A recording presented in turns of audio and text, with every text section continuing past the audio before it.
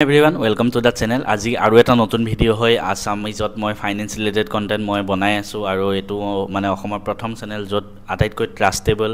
আটাইতকৈ বিশ্বাসযোগ্য finance content আপোনালোকে পাব কাৰণ মই নিজে যেহেতু বেংকিং সেক্টৰ হক সবৰ লগতে মই যোৱা 3.5 বছৰ ধৰি জড়িত হৈ আছো আৰু জব কৰি আছো তাৰপৰে বহুতখিনি ক্ষেত্ৰত মই জড়িত আছো গতিকে আপোনালোকক কিছুমান ট্ৰাস্ট কৰিব পৰা কন্টেন্ট মই আপোনালোকৰ মাজলৈ লৈ আহি আছো মাজতে মোক এজন সাবস্ক্ৰাইবাৰে খুদিলে যে কোনোবা এটা বেংক একাউণ্টত আমি ফিক্স ডিপোজিট কৰিব বিচাৰো তাত যদি আমাৰ একাউণ্ট নাই আমি কৰিব পাৰিমনে বা আৰডি কৰিব বিচাৰো তাত যদি একাউণ্ট নাই আমি পাৰিমনে আজিৰ দিনত হেতু সম্ভৱ হয় মানে আপোনাৰ যদি কোনোবা বেংক কিছুমান একাউণ্ট নাই আপুনি তাত ফিক্স কৰিব বিচাৰে তথাপিও কৰিব পাৰিব কিছুমান এপ আহি গল মানে মাজত কিছুমান মিডিয়েটৰ এপ আহি গল তাৰে এটা এপৰ উদাহৰণ হ'ল ষ্টেবল মানি যত মই নিজেও মানে ইনভেষ্ট কৰো আৰু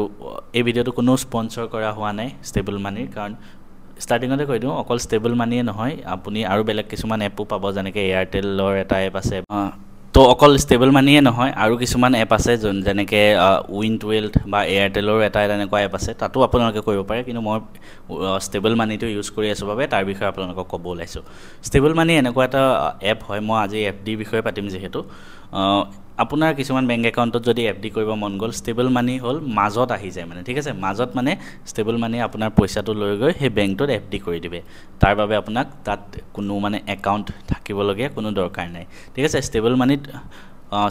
ষ্টাৰ্টিংতে কৈ থওঁ ডাঙৰ বেংক বিলাক নাই ইয়াতে সৰু বেংক বিলাক আছে যেনেকৈ স্মল ফাইনেন্স বেংক হক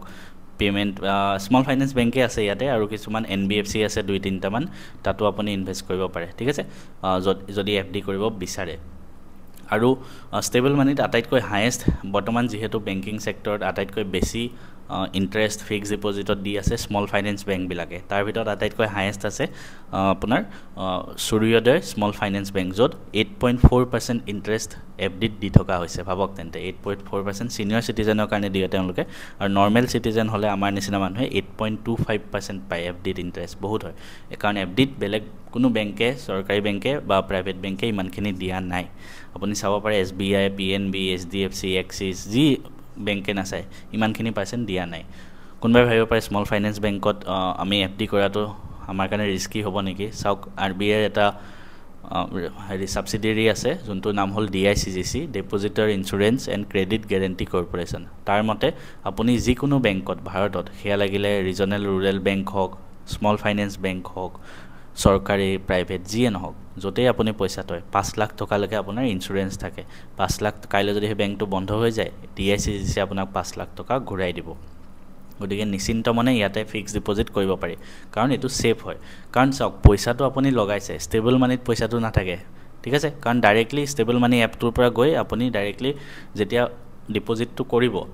ডাইৰেক্ট বেংকৰ ফালৰ পৰা কেৱাইসি কৰা হয় ভিডিও কেৱাইসি কৰা হয় ডাইৰেক্ট বেংকটোৰ লগত যেনেকৈ আপুনি এটো সূৰ্যোদয় স্মল ফাইনেন্স বেংকত ধৰক কৰিব ঠিক আছে তো তাতে ডাইৰেক্ট বেংকৰ মানুহে আপোনাৰ লগত ভিডিও কেৱাইসি কৰি তাতে ফিক্স ডিপোজিটটো কৰি দিয়ে ষ্টেবল মানিৰ জৰিয়তে এটো এটা জাস্ট মাধ্যম হয় আৰু তাৰ বাবে বেংক একাউণ্ট কোনো খোলাৰ দৰকাৰ নাই নিজে জমা হৈ থাকে আৰু বেংকৰ পৰা আপোনাক এটা এফডি ৰিসিপ্টটো দি দিয়ে লগে আৰু আপুনি সেই ৰিসিপ্টটো মানে যদি ট্ৰাষ্ট না থাকে সেই ৰিসিপ্টটো ইউজ কৰি পিছত বেংকৰ পৰা পইচাটো লবগৈ পাৰে ডাইৰেক্টলি ঠিক আছে তো ডাইৰেক্টলি আপুনি এনেকৈ জমা কৰিব পাৰে ষ্টেবল মানি এপটোত আপুনি চাই থাকিব পাৰে কোনটো বেংকত কিমান এফডি কৰিলে আৰু কিমান % গ্ৰো হ'ল আৰু চাওক এফডি এনেকুৱা এটা বস্তু আপুনি যদি 5 বছৰৰ কাৰণে কৰিছে ধৰক মাজত 2 বছৰত পইচা দৰকাৰ হৈ গল আপুনি এফডি উলিয়াই লৈ আহিব পাৰে কিবা এটা হয়তো 1% একদম সৰু কিবা এটা কাটিব পাৰে আপোনাৰ টোটাল পইচাৰ 1% নাকাটে হা যিমান ইন্টাৰেষ্ট পালে লাভ হ'ল তাৰ পৰা সৰু কিবা এটা কাটি লয় কিন্তু মাজত আপুনি উলিয়াই লৈ আহিব পাৰে ঠিক আছে হেতু আপোনাৰ এটা অপচন থাকে আৰু বাকি মই ইয়াতে বস্তুখিনি লিখি দিছো হেতু কাৰণে লিখি লৈছিলো এতিয়া আপোনাৰ বৰ্তমান সময় ষ্টেবল মানি 9টা বেংক উপলব্ধ আছে লাহে আৰু বেংক আহিব তাতে কিন্তু ডাঙৰ বেংক বিলাক ইয়াত কিন্তু নাই সৰু বেংক বিলাক আছে তাৰ লগতে 3টা এনবিএফসি আছে including Shriram Finance and Bajaj Finance তাৰ পিছত প্ৰত্যেকটো বস্তু আপুনি ডিজিটালি কেৱাইসি কৰিব লাগে মানে ভিডিও কেৱাইসিৰ জৰিয়তে হয় আপুনি কোনো বেংক বা কতো আপোনালোক যোৱাৰ কোনো দৰকাৰ নাই ঠিক আছে বহুতে ভাবিব পাৰে ষ্টেবল মানি সেফ হয় নে নহয় চাওক ইয়াত আপুনি বেংকৰ লগত ফিক্স ডিপোজিট কৰি আছে ষ্টেবল মানি কোনো ৰুল নাই তাত ডাইৰেক্টলি পইচা বেংকৰ ওচৰত গৈ আছে বেংকে আপোনাক ৰিসিপ্ট দিব আৰু যেতিয়া পইচা উলিয়াব লাগে আপুনি ডাইৰেক্টলি ষ্টেবল মানিৰ পৰা অটোমেটিক উলিয়াই ল'ব পাৰে কোনো প্ৰবলেম নাই তাতে আৰু যদি হেতু নহয় তেনেহলে আপুনি ৰিসিপ্টটো আপোনাৰ ওচৰত থাকিব হেতু লৈ গৈ আপুনি ডাইৰেক্ট বেংকৰ পৰা উলিয়াই ল'ব পাৰে ঠিক আছে আৰু